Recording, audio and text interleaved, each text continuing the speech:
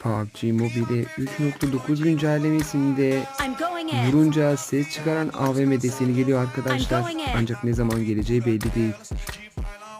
Kanala abone olmayı ve desteklemeyi unutma kanka. Beta sürümünden kaynaklı şu anda pek bir şey görülmese de yeni gelecek olan AVM'de vurunca ve bayınca ses efekti geliyor.